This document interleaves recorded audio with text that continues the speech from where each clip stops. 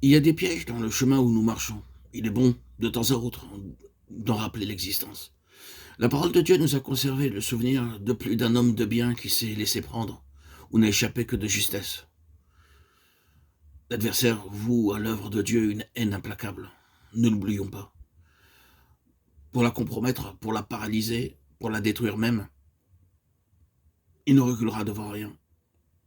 Si les moyens directs se révèlent inefficaces, il n'hésitera pas à prendre des voies détournées, à nous circonvenir par toutes sortes de ruses et de fallacieux arguments. De là ces exhortations à la vigilance dont l'écriture est pleine. Vous tous qui servez le Seigneur, prenez garde. Il est vrai que certaines leçons, ce sont en général celles qui ont le plus d'importance pour notre témoignage, ne peuvent s'apprendre qu'à l'école douloureuse de l'expérience personnelle. Mais cela ne nous dispense pas de faire notre profit de l'expérience des autres et de nous laisser éclairer par un exposé à la fois spirituel et pratique de la parole de Dieu. S'il nous était possible d'ouvrir les yeux aux facteurs spirituels qui sont à l'origine des événements, nous serions étonnés de constater à quel point l'histoire se répète, malgré les formes changeantes dont nous la voyons revêtue.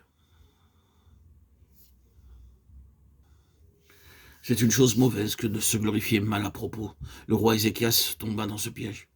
Il avait été malade, bien malade. Sans une intervention de Dieu, il ne serait jamais relevé. C'est à l'un de ces actes de Dieu en réponse à la prière de la foi qu'il doit sa guérison et la prolongation de vie qui lui est accordée. Le voilà donc sur pied, il va se remettre à l'œuvre pour poursuivre le ministère important que Dieu lui a confié, encore sous le coup de son expérience magnifique. Il s'abandonne à une joie immodérée, sans se douter que l'ennemi le guette et va l'entraîner bientôt, en parole et en acte, au-delà des limites de la discrétion.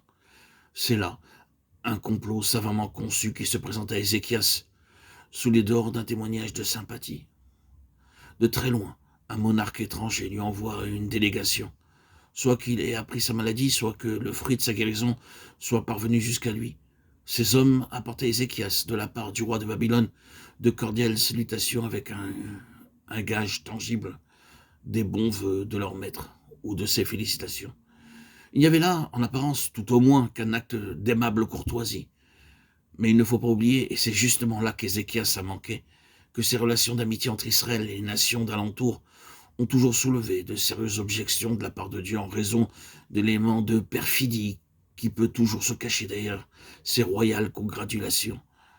Le cœur des rois n'est pas moins tortueux que celui des simples mortels, et le jour où la raison d'État entre en jeu, l'intérêt fait bon marché de l'amitié, et ceux qui sont laissés amadouer en sont pour leurs frais. Il y avait d'autres facteurs dans cette situation, mais l'essentiel pour nous est de constater qu'Ézéchias s'est laissé prendre à des arguments sentimentaux et n'a pas craint de mettre à découvert les trésors les plus sacrés du patrimoine de son peuple. Les hommes auxquels il offre ce spectacle incapable d'en apprécier la vraie valeur ne pouvaient jeter sur ces choses qu'un regard charnel. La cupidité ne devait pas tarder à s'en mêler. Et ainsi les choses saintes n'auront servi dans le cas particulier qu'à stimuler les activités de la chair. Il disait cette histoire dans le chapitre 20 de 2 Rois. Et vous verrez le rôle que joua l'acte inconsidéré d'Ézéchias dans le drame national qui devait se dérouler quelques générations plus tard. Que représentent-elles donc ces choses de prix, cet argent, cet or, cette huile précieuse, ces aromates, cet arsenal? Il y avait là un peuple dont les relations avec Dieu avaient un caractère spirituel tout à fait spécial. Ces trésors n'étaient autres que les trophées de sa vie intérieure. Le feu de l'épreuve avait passé sur cet or comme sur eux. Et du creuset de l'expérience, il était sorti quelque chose de glorieux. Cette action constante du Saint-Esprit est évoquée par l'huile sainte, en sorte que tout ce qu'Israël avait de précieux était concrétisé là.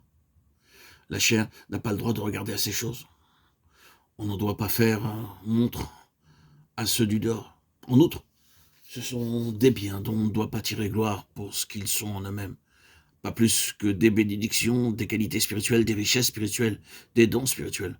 Ce sont des choses sacrées et elles ne peuvent conserver ce caractère que si on les maintient toujours dans la relation la plus étroite avec celui qu'elles rappellent. Car après tout, ce sont ses perfections à lui et si nous en avons notre part, ce n'est pas pour les exhiber ou pour exciter la curiosité malsaine, des gens du dehors. Ce qui résulte de nos crises spirituelles ou d'un long commerce avec Dieu ne peut pas être expliqué à quelqu'un qui n'est pas spirituel et ne saurait en faire état pour obtenir des avantages ou des faveurs. Ce ne sont pas des instruments de publicité dont on ne peut tirer parti pour faire impression sur son entourage. Nous ne voulons pas dire que par là qu'il soit nécessairement déplacé de se glorifier dans le Seigneur. Il y a une façon de rendre témoignage à la puissance de Dieu avec à-propos et sobriété qui est tout à fait légitime. Mais devant des personnes qui n'ont pas fait l'expérience de la croix et qui en sont encore à marcher selon la chair, il y a des choses qui ne peuvent pas être dévoilées sans danger. Elles risquent d'exciter une curiosité de mauvais aloi et des appétits charnels. Le Seigneur lui-même ne se fiait pas aux hommes dans ces choses-là, parce qu'il savait ce qui était dans l'homme. Il est arrivé plus d'une fois que des renseignements d'un caractère spirituel parvenus à des personnes charnelles ont été exploités par l'ennemi pour réduire à néant le vrai témoignage de Jésus.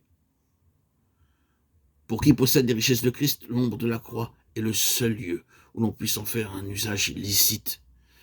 Il ne faut pas oublier que la chair est toujours prête à courir après la puissance, la gloire, l'influence, le prestige, la réputation, la possession personnelle.